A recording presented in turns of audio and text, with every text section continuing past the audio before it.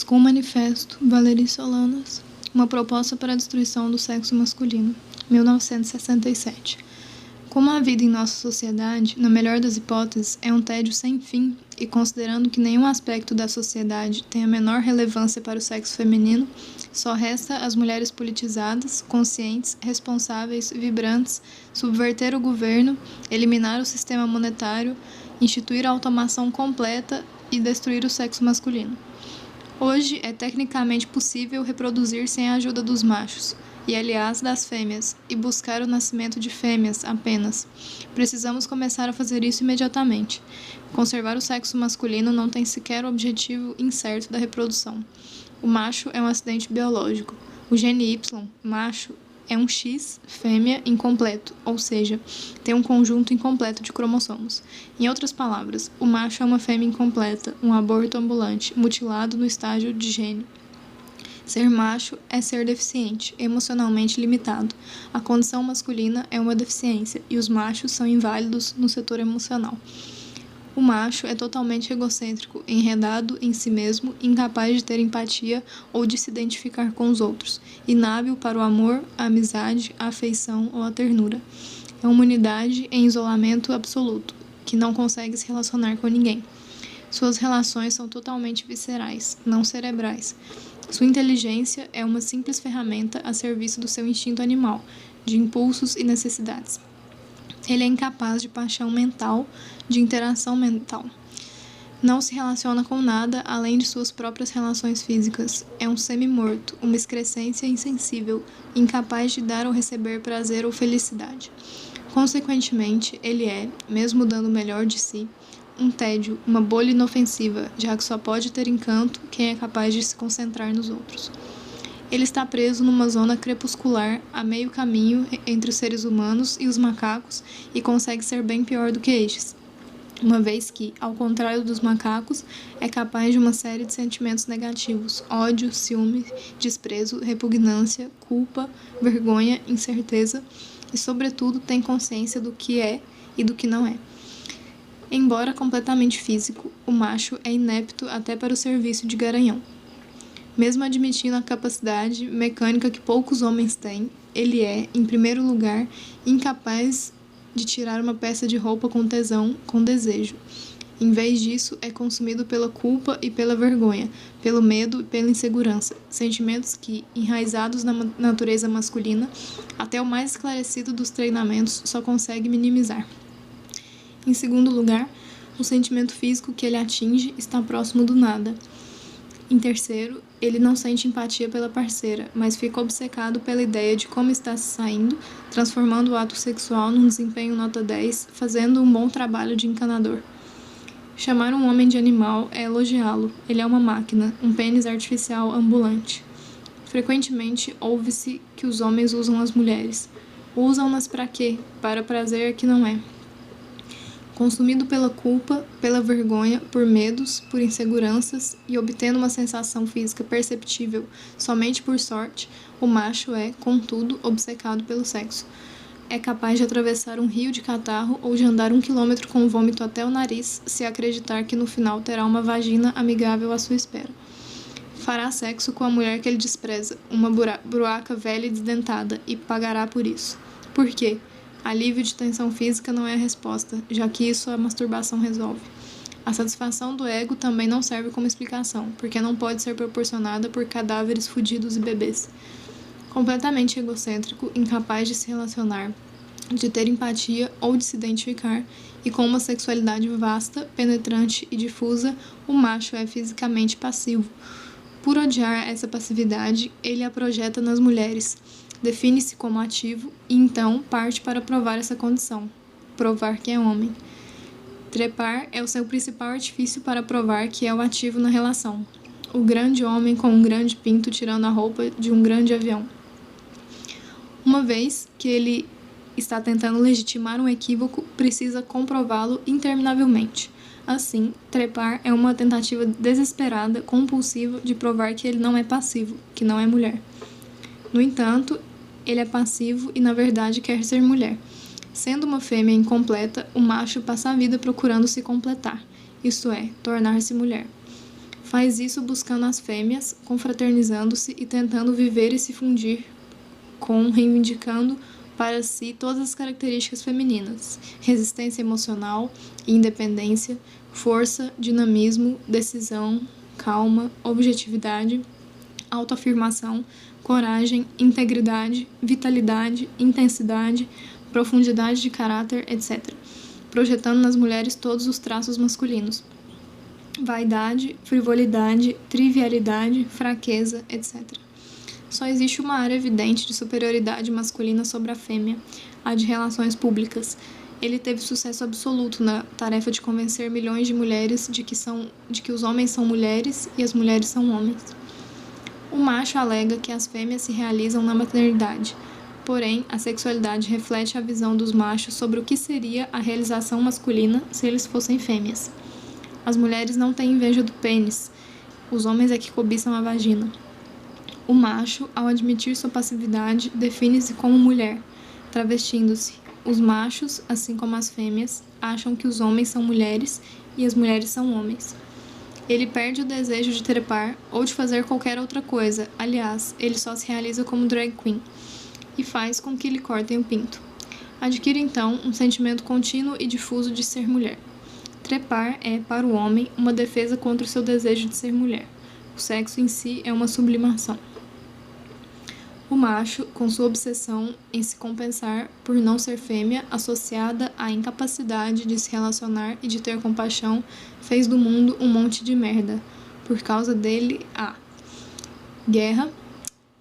O método masculino normal de se compensar por não ser fêmea, a saber, disparar sua grande arma, é altamente inadequado, já que o macho só pode fazer isso poucas vezes. Assim, ele o faz em escala realmente maciça e prova a todo mundo que é um homem.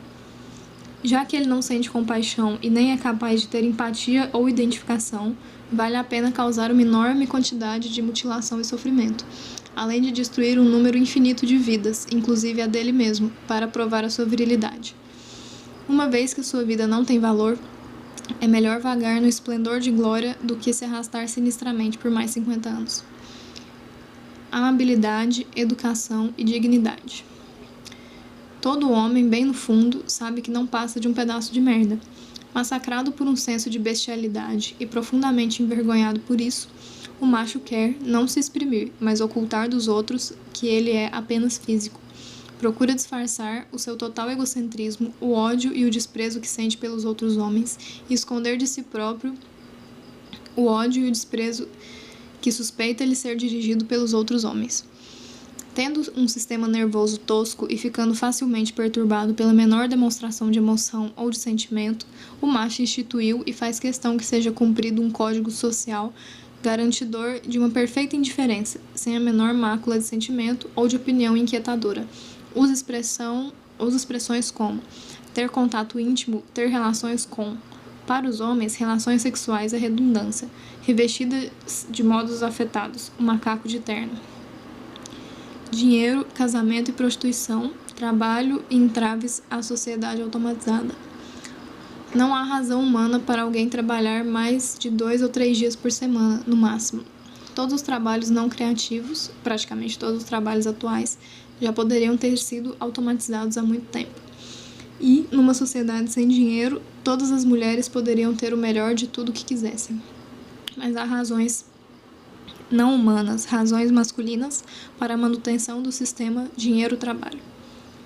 1. Vagina. Desprezando seu eu altamente inadequado, dominado por uma intensa ansiedade e uma solidão profunda, pelo seu eu vazio, desesperado para se ligar a qualquer fêmea, na tênue esperança de se completar, na crença mística de que tocando o ouro ele se transformará em ouro, o macho anseia por um convívio contínuo ao lado das mulheres. A companhia da mais baixa das fêmeas é preferível à sua própria, ou à de qualquer outro homem, que só serve para lembrar-lhe de sua repugnância. Mas para ficar ao lado dos machos, as fêmeas, a menos que sejam muito jovens ou muito doentes, precisam ser coagidas ou subornadas. 2. Dar uma ilusão de utilidade ao macho e a possibilidade de justificar a sua existência cavando buracos e enchendo-os. O tempo de lazer deixa o macho aterrorizado, pois ele não tem nada a fazer a não ser contemplar seu eu grosseiro. Incapaz de se relacionar ou de amar, o homem precisa trabalhar. As fêmeas anseiam por uma atividade absorvente, que tenha sentido e seja emocionalmente satisfatória. Mas se não têm oportunidade ou capacidade para isso, elas preferem ficar ociosas e gastar o tempo de modo conveniente.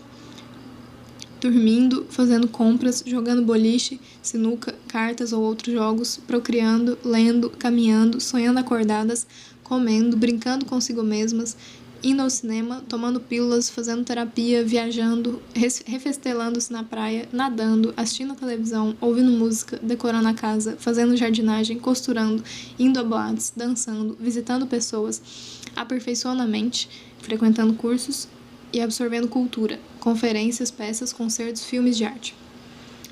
Por isso, muitas fêmeas prefeririam, mesmo supondo a total igualdade econômica entre os sexos, viver com machos ou vender a bunda na rua, a fim de terem a maior parte do tempo para si próprias, em vez de todo dia passarem horas a fio fazendo para outra pessoa um trabalho enfadonho, imbecilizante, não criativo, funcionando como animais. Menos que isso, na verdade, como máquinas ou, na melhor das hipóteses, se fossem capazes de encontrar um bom trabalho, co-administrando um monte de merda.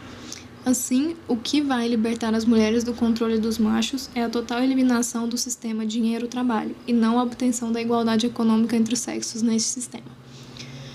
3. Poder e controle. Incapaz de ter soberania em suas relações pessoais com as mulheres, o macho exerce o domínio geral, manipulando o dinheiro e tudo e todos que são dominados pelo dinheiro. Em outras palavras, tudo e todos. 4. Substituto do amor. Incapaz de oferecer amor e afeição, o macho dá dinheiro. Isso faz com que se sinta maternal. A mãe dá leite, ele dá pão. É o provedor. 5. Dá ao macho um objetivo. Inábil para desfrutar o momento, o macho precisa de algo para aguardar ansiosamente, e o dinheiro lhe oferece um objetivo eterno, que jamais acaba. Imagine o que você poderia fazer com 80 trilhões de dólares. Invista-os, e dentro de 3 anos você terá 300 trilhões de dólares. 6. Propicia ao macho a base para a sua maior oportunidade de controlar e manipular, a paternidade. Paternidade e doença mental. Medo, covardia, timidez, humildade, insegurança, passividade. A mãe quer o melhor para seus filhos. O papai só quer o que é melhor para o papai, ou seja, paz e calma, alimentando a sua ilusão de dignidade, respeito e de uma boa imagem de si mesmo, status, e dando-lhe a oportunidade de controlar e manipular, ou, se é um pai esclarecido, de dar orientação. Além disso, ele deseja sexualmente sua própria filha, dá a mão dela ao futuro marido, desejando o restante para si. Papai, ao contrário de mamãe, nunca pode ceder para os filhos, já que precisa, a todo custo, conservar a sua ilusão de força e firmeza, de estar sempre com a razão. Nunca fazer o que se tem vontade leva à falta de confiança na própria capacidade de enfrentar o mundo e uma aceitação passiva do status quo. A mãe ama seus filhos, embora às vezes se zangue, mas a raiva passa rápido e, mesmo enquanto perdura, não impede o amor e a aceitação básica. Emocionalmente doente, o papai não ama seus filhos. Ele os aprova se forem bons, ou seja, se forem bem comportados, respeitosos, obedientes, subservientes à sua vontade, tranquilos e não inclinados a demonstrações inconvenientes de mau humor, sumamente danosas para o sistema nervoso masculino do papai, que se perturba com muita facilidade. Resumindo, se forem vegetais passivos. Se não forem bons, ele não fica zangado. Não se for um pai moderno, civilizado. O bruto descontrolado, furioso, hoje fora de moda, é preferível, pois, sendo tão ridículo, pode ser desprezado facilmente. Em vez disso, manifesta sua desaprovação em um estado que, diferentemente da raiva, resiste e impede uma aceitação básica, causando na criança um sentimento de inutilidade e uma eterna obsessão pela aprovação. O resultado é o temor ao pensamento independente, pois este leva a opiniões e modo de vida pouco convencionais, desaprovados. Para que a criança obtenha a aprovação do papai, ela precisa respeitá-lo e, sendo um lixo, o papai só pode garantir o respeito permanecendo altivo, distante e agindo de acordo com o preceito de que a intimidade gera o desrespeito. O que, evidentemente, é verdade se a pessoa não merece respeito. Sendo altivo e distante, ele é capaz de permanecer desconhecido, misterioso e assim inspirar medo, respeito. A desaprovação de cenas emocionais gera na criança o temor por emoções fortes, pelo seu próprio sentimento de raiva e de ódio e por encarar a realidade. Encará-la de frente fatalmente leva à raiva e ao ódio. O medo da raiva e do ódio, aliado à falta de confiança na sua própria capacidade de lidar com o mundo e de mudá-lo, ou até de afetar, por pouco que seja, o próprio destino, leva a uma criança insensata de que o mundo e a maioria das pessoas que nele vivem são bons e de que as distrações mais banais, triviais, são profundamente agradáveis e uma grande diversão. A consequência da paternidade nos machos, especificamente, é torná-los homens, ou seja, bastante defensivos em relação a todos os impulsos de passividade, viadagem e ao desejo de ser fêmea. Todo garoto quer imitar a mãe, ser ela, fundir-se com ela, mas o papai proíbe isso. Ele é a mãe, ele se funde com ela. Assim, ele tenta convencer o filho, às vezes diretamente, outras indiretamente, a não ser um maricas, a agir como homem. O garoto, borrando-se de medo e respeitando o pai, obedece e imita exatamente o papai. Esse modelo de virilidade, o ideal 100% americano, o idiota heterossexual bem comportado. A consequência da paternidade sobre as mulheres é torná-las machos, dependentes, passivas, domésticas, boazinhas, inseguras, em busca de aprovação e segurança, covardes, humildes, respeitosas em relação às autoridades e aos homens, fechadas, com dificuldade de reação, semi-mortas, triviais, burras, convencionais e totalmente desprezíveis. A menina do papai, sempre tensa e medrosa, insegura, incapaz de analisar, sem objetividade, gosta dele e, portanto, dos outros homens num contexto de medo, respeito, e não só é incapaz de ver a concha vazia que está por trás da fachada altiva, como também aceita a seguinte definição: o pai dá o melhor de si mesmo como um ser superior, como fêmea, e a menina comporta-se como um ser inferior, como macho, o que, graças ao papai, ela realmente é. Foi o fortalecimento da paternidade, resultado da maior difusão do sistema monetário, de que a paternidade necessita para prosperar, que levou ao aumento geral da irracionalidade e ao enfraquecimento das mulheres nos Estados Unidos desde a década de 20. A grande ligação da riqueza com a paternidade fez com que quase sempre apenas as meninas erradas, ou seja, as meninas da classe média privilegiada, fossem educadas. O resultado da paternidade, em suma, tem sido a corrosão do mundo pelos machos. O macho tem um toque de Midas negativo. Tudo que ele toca transforma-se em merda. Supressão da individualidade, bestialidade, domesticidade, maternidade e funcionalismo. O macho não passa de um feixe de reflexos condicionados. É incapaz de uma reação mentalmente livre. Ele é atado ao condicionamento que recebeu nos primeiros anos de vida. É determinado apenas pelas experiências passadas. Suas experiências mais antigas são com a mãe, e por toda a vida ele fica preso emocionalmente a ela. Nunca fica totalmente claro para o homem que ele não é parte de sua mãe, que ele é ele e ela é ela. Sua maior necessidade é ser guiado, abrigado, protegido e admirado pela mamãe. Os homens esperam que as mulheres adorem aquilo que eles odeiam, eles mesmos.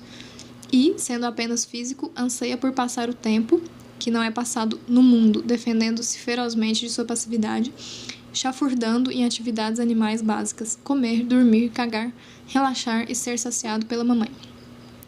A menininha do papai, sempre em busca de aprovação, de um afago na cabeça, do respeito de qualquer lixo que passe pelo seu caminho, é facilmente reduzida a mamãe, assistente idiotizada das necessidades físicas, lisonjeadora do tedioso, das sobrancelhas de macaco, promotora do ego débil, apreciadora do desprezível, uma garrafa de água quente com tetas. A redução à condição animal, sofrida pelas mulheres do segmento mais atrasado da sociedade, a classe média privilegiada e educada, os eficientes da humanidade, onde o papai reina absoluto, foi tão completa que elas tentam curtir as dores do parto e circulam pelo país mais avançado do mundo, no meio do século XX, com bebês mascando suas tetas. Entretanto, não é pelo bem das crianças que os especialistas dizem às mulheres que a mamãe deve ficar em casa e se aviltar a uma vida animal, e sim pelo bem do papai. A teta é para o papai se pendurar nela e as dores do parto são para o papai curtir, vivenciando-as. Semi-morto, ele precisa de estímulos terrivelmente fortes para conseguir reagir. A redução da fêmea a um animal, a mamãe, a um homem, é necessária por razões psicológicas e também práticas. O macho é um membro da espécie, permutável com qualquer outro. Não existe nenhuma individualidade profunda ligada ao que o estimula, ao que o absorve, àquilo com que se relaciona. Totalmente concentrado em si, capaz de se relacionar apenas com seu corpo e com sensações físicas, os machos diferem um dos outros apenas quanto ao grau e aos modos como tentam se defender contra sua passividade e seu desejo de ser fêmea. A individualidade da fêmea, que ele percebe de forma aguda, mas não compreende e tampouco apreende emocionalmente e com a qual é incapaz de se relacionar, amedronta-o, preocupa-o e o enche de inveja. Assim, ele nega à fêmea essa individualidade e depois define todo mundo em termos da função ou do uso que ele ou ela tem, garantindo para si mesmo, evidentemente, as funções mais importantes: médico, presidente, cientista. Com isso, obtém uma identidade, se não uma individualidade, e tenta convencer a si mesmo e as mulheres, teve mais êxito convencendo as mulheres de que a função da fêmea é parir e criar os filhos e relaxar, confortar e promover o ego do macho, função esta que a torna permutável com qualquer outra fêmea. Assim, a função da fêmea é se relacionar, curtir, amar e ser ela própria, insubstituível. A função do macho é produzir esperma. Porém, agora temos bancos de esperma. Na verdade, a função da fêmea é explorar, descobrir, inventar, solucionar problemas, contar piadas, cantar, tudo com amor. Por outras palavras, criar um mundo mágico.